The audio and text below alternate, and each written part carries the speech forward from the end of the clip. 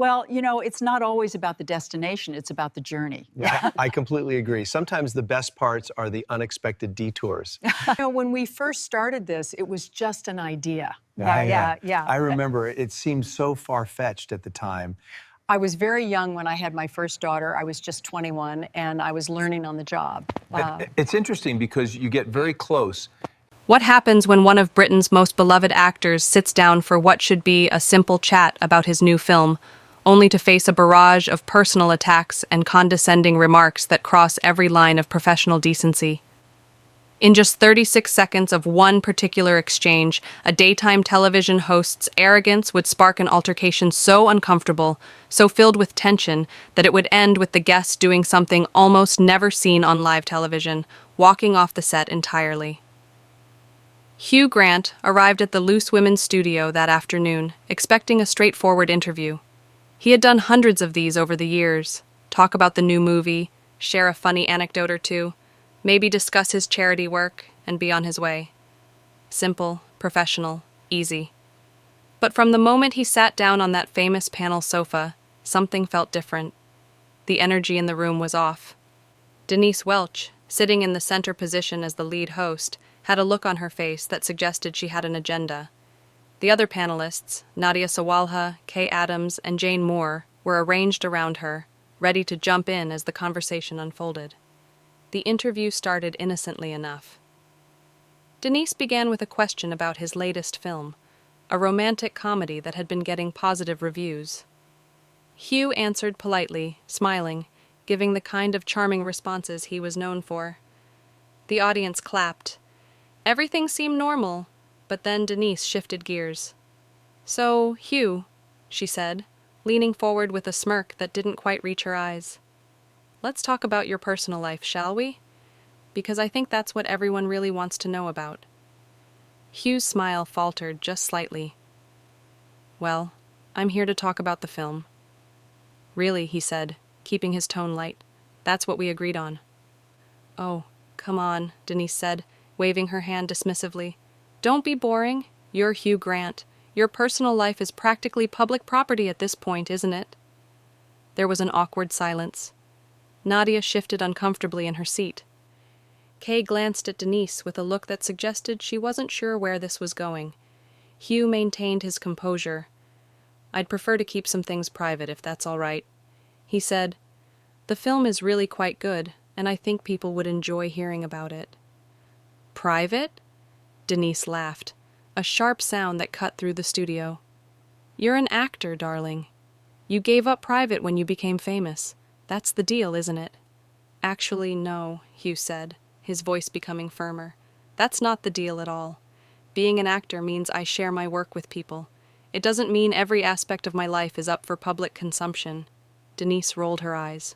"Oh, here we go. Another celebrity complaining about fame. You do realize you chose this life, don't you?" Jane Moore jumped in, clearly trying to steer things back on track. "Hugh, tell us about working with your co-star." "I heard there were some really funny moments on set." Hugh looked grateful for the lifeline. "Yes, actually there's this brilliant scene where we—" But Denise cut him off. "I wasn't finished," she said, her voice sharp. "I think we need to address the elephant in the room here. Your past relationships, the scandals. Don't you think you owe the public some explanation for your behavior over the years?" The studio went quiet. The audience, who had been murmuring and laughing along, fell silent. This was crossing a line, and everyone knew it. Hugh sat back in his seat, his jaw tightening. "I don't owe anyone an explanation for my private life," he said slowly. "I've made mistakes. I've been open about that, but I'm here to talk about my work." "Mistakes," Denise scoffed. "That's a polite way of putting it. Some might say your behavior has been absolutely appalling. How do you sleep at night knowing how you've treated people?" Nadia's eyes went wide. "Denise," she said quietly, reaching out to touch her arm. "Maybe we should." "What?" Denise snapped at her. "I'm just asking the questions everyone wants answers to. Isn't that our job? Your job is to interview me about the film I'm promoting?" Hugh said, his voice rising slightly. "Not to sit here and insult me on national television?" "Insult you?" Denise put her hand to her chest in mock innocence. I'm not insulting you, darling. I'm holding you accountable. There's a difference. Holding me accountable. Hugh leaned forward now, his calm demeanor cracking. You don't even know me. You've spent the last 5 minutes making assumptions and judgments about my life based on tabloid gossip. Kay tried to intervene. Let's all take a breath here, she said. Hugh, why don't you tell us about No, Denise. Interrupted again. Let him answer. Why are you getting so defensive if you haven't done anything wrong? I'm getting defensive, Hugh said, his voice tight with controlled anger. Because you're being incredibly rude. This is supposed to be a professional interview, not an ambush. An ambush? Denise laughed again, that same harsh sound. You're so dramatic. This is just a conversation. This is not a conversation, Hugh said. A conversation requires mutual respect. You've shown me none. The tension in the studio was now unbearable. The camera operators didn't know where to point their cameras. The producers in the control room were frantically trying to decide whether to cut to commercial. The audience sat frozen, watching what was quickly becoming a complete disaster. Denise wasn't backing down. I find it fascinating, she said, her voice dripping with condescension, that men like you come on shows like this, expecting us to just fawn all over you, to ask you softball questions and make you look good. But when someone actually challenges you, you can't handle it. Challenging someone and being disrespectful are two entirely different things. Hugh said, You're not a journalist doing hard-hitting investigative work. You're a talk show host who's being unnecessarily cruel for no apparent reason. Cruel? Denise's voice went up an octave. I'm being cruel. That's rich coming from you.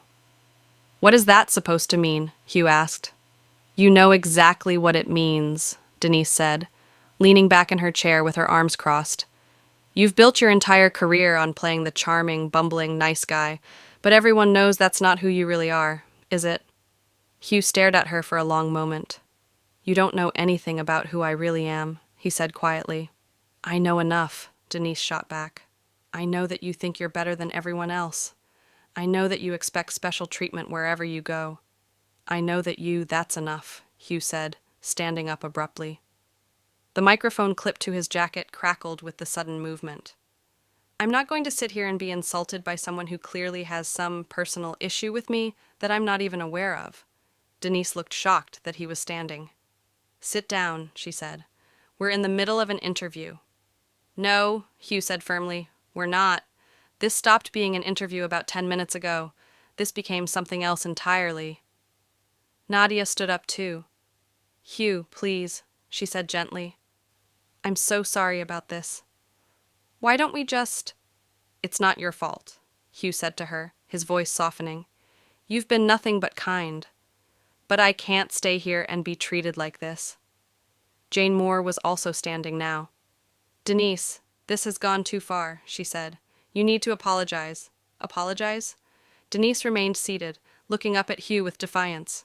For what? For asking tough questions. For not treating him like he's royalty. For being rude, Kay said, also standing. For making this personal. For breaking every rule of professional conduct we have. The cameras were still rolling. The audience was watching with their mouths open. This was live television and there was nowhere to hide. Hugh started removing his microphone. I've done thousands of interviews, he said, his hands working to unsip the device. I've answered difficult questions. I've been challenged on my views, my work, my choices. That's fine. That's part of the job. But I've never in all my years doing this been treated with such open hostility and contempt. Oh, please, Denise said, still sitting. You're being ridiculous. Am I? Hugh looked directly at her. Let me ask you something. Why did you invite me here today? Was it to actually discuss my film? Or was it just so you could tear me down on television? Denise didn't answer. That's what I thought, Hugh said. He finished removing the microphone and placed it carefully on the table. You know what's sad?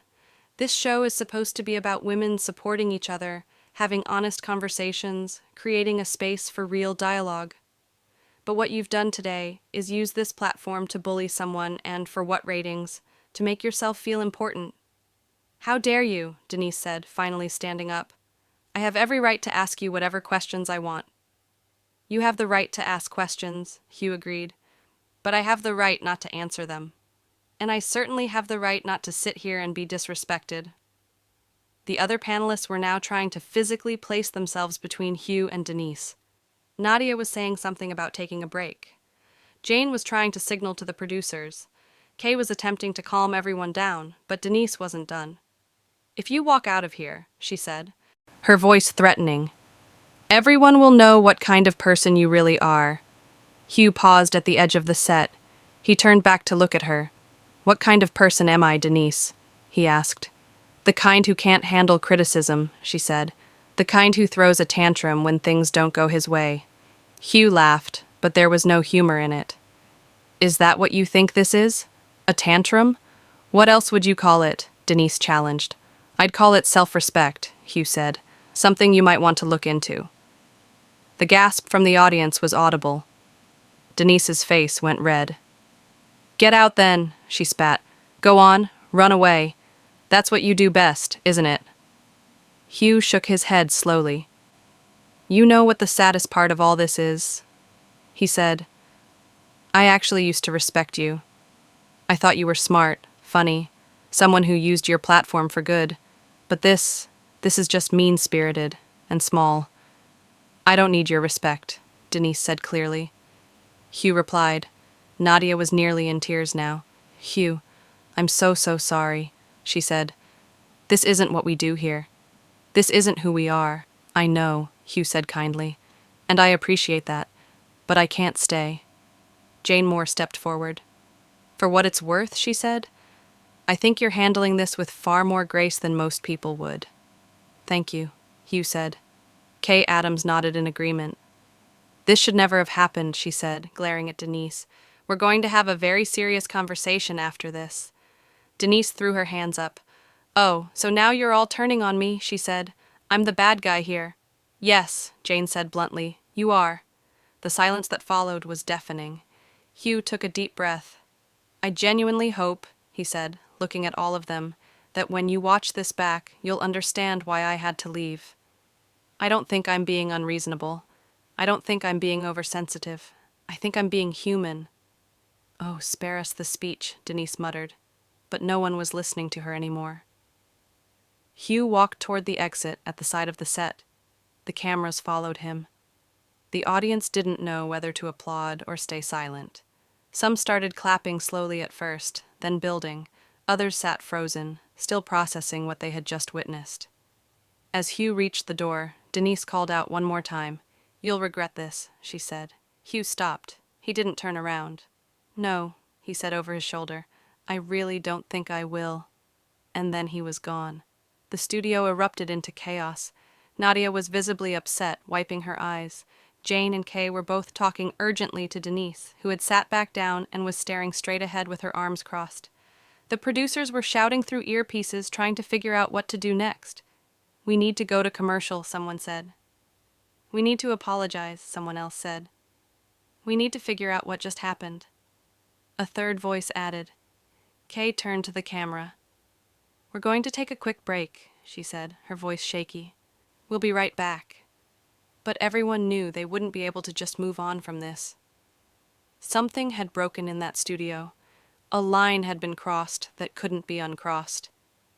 As the commercial break started, Denise finally seemed to realize the gravity of what had happened. He was being oversensitive, she said to the others, but her voice lacked conviction now. No, Nadia said firmly, anger replacing her tears. You were being cruel. There's a difference. I was just doing my job, Denise protested. Your job is to interview guests, not attack them, Jane said. What were you thinking? I was thinking that someone needed to hold him accountable, Denise said. Accountable for what? Kay demanded. For being human, for having a past. We all have past, Denise. None of us are perfect. That's not the point, Denise said weakly. Then what is the point? Jane pressed. Because from where I'm sitting, it looked like you had a personal vendetta and you used this platform to air it. That's not journalism. That's not even entertainment. That's just nasty. Denise had no response. In the control room, the producers were having their own crisis. "This is going to be everywhere," one said. "Every news outlet, every social media platform. This is a disaster. Should we cancel the rest of the show?" Another asked, "We have to go back on air." The director said, "We can't just leave it like this." When the commercial break ended, only 3 women returned to the panel. Denise was nowhere to be seen. Kay addressed the camera directly. "Welcome back," she said, her voice steady despite the circumstances. "As you just saw, we had a very difficult moment here. Hugh Grant has left the building and Denise has stepped away from the panel. Nadia took over. I think we all need to acknowledge that what just happened was not okay," she said. "As a show, we pride ourselves on creating a welcoming environment for our guests. Today, we failed at that." Jane nodded. "Hugh came here to talk about his new film. She said he came in good faith, expecting a professional interview. Instead, he was subjected to personal attacks and disrespectful treatment. He had every right to leave." "We want to apologize to Hugh," Kay said, "and we want to apologize to all of you watching. This is not the kind of show we want to be. This is not the kind of conversation we want to have." The 3 women sat in silence for a moment, the weight of what had happened settling over them. "I think," Nadia said softly, "this is a reminder that just because someone is famous doesn't mean they're not entitled to basic respect and dignity. Fame doesn't make someone less human. It doesn't mean they deserve to be treated poorly." "Absolutely," Jane agreed, "and I think we all, myself included, need to remember that we need to do better." The rest of the show was subdued. They tried to move on to other topics, but the energy was gone. The audience was uncomfortable. The remaining panelists were clearly shaken. Every few minutes, someone would reference what had happened, unable to fully let it go. Behind the scenes, the fallout was already beginning. Social media was exploding with clips of the altercation. People were taking sides, though the vast majority seemed to be supporting Hugh's decision to walk out. Hashtags were trending. Think pieces were being written in real time. In a quiet room somewhere in the building, Hugh was gathering his things. A producer had apologized profusely, explaining that they had no idea things would go that way. Hugh had been gracious, thanking the crew for their work, making it clear he had no issue with anyone except Denise. "These things happened," he had said, though his hands were still shaking slightly from the adrenaline. Back in the studio, as the show finally wrapped, the 3 remaining panelists sat in exhausted silence. "That was awful," Nadia said finally. "It was worse than awful," Jane said. "It was humiliating for all of us." "What was she thinking?" Kay asked, not expecting an answer. None of them had one. The incident would be talked about for weeks, months even. It would become one of those moments in television history that people referenced, that showed up in compilation videos, that got analyzed and discussed and debated. But in that moment, sitting in that studio, all 3 women could think about was how a simple interview had gone so terribly wrong, how a respected actor had been driven off their set, how their colleague had let personal feelings override professional conduct, and how sometimes the worst moments in television aren't scripted or planned. They're the real, raw, uncomfortable moments when someone decides they've had enough. When dignity and self-respect become more important than playing along, when walking away becomes the only option. Hugh Grant had walked off loose women that day, not because he couldn't handle tough questions, not because he was being oversensitive or dramatic. He walked off because he knew his worth, because he understood that no job, no interview, no promotional appearance was worth being treated with such contempt. In that 36 seconds, when Denise had looked at him and said, "You know exactly what it means. You've built your entire career on playing the charming, bumbling nice guy, but everyone knows that's not who you really are." Something had crystallized for him. He had realized that this wasn't about publicity, or his film, or even about the interview itself. It was about basic human respect. And when that respect was absent, no amount of professionalism or politeness could make up for it. The lights in the studio were dimming now. The audience had long since left. The crew was packing up equipment. Another show was done, but this one would not be forgotten. Nadia stood up slowly. "I need to go home," she said. "I need to process what just happened." We all do, Jane said. Kay looked at the empty chair where Denise had been sitting. I don't know how we come back from this, she said quietly. I don't know either, Jane admitted, but they would have to figure it out. Tomorrow there would be another show, another set of guests, another chance to do better. For now, though, all they could do was sit with the discomfort of what had happened, with the knowledge that they had been part of something that never should have occurred, that they had watched a colleague cross lines that should never be crossed, that they had witnessed a breakdown in basic human decency, broadcast live for millions to see. The silence in the empty studio was heavy, oppressive, filled with all the things that had been said and all the things that should have been said differently. Hugh Grant was gone. The interview was over. The damage was done. And somewhere out there, viewers were still talking about what they had witnessed, still debating who was right and who was wrong, still processing the raw, uncomfortable reality of watching someone stand up for themselves in real time, because that's what it had been ultimately, not a tantrum, not an overreaction, but a simple, powerful assertion of self-worth. Hugh Grant had walked onto that set as a guest. He had walked off as someone who refused to be diminished, who refused to accept treatment that fell below basic standards of respect, who understood that sometimes the most powerful thing you can do is simply leave. The cameras were off now, the microphones were cold, the set was dark, but the moment would live on. Replayed, discussed, analyzed, a reminder that fame doesn't erase humanity. That politeness has its limits, that everyone, no matter how successful or well-known, deserves to be treated with dignity, and that sometimes 36 seconds is all it takes to reveal who someone really is. Not the person being attacked, but the person doing the attacking. Denise Welch had thought she was holding someone accountable. She had thought she was doing hard-hitting television. She had thought she was asking the questions that needed to be asked, but what she had actually done was reveal her own lack of professionalism, her own willingness to prioritize conflict over conversation, her own inability to separate personal feelings from professional responsibility.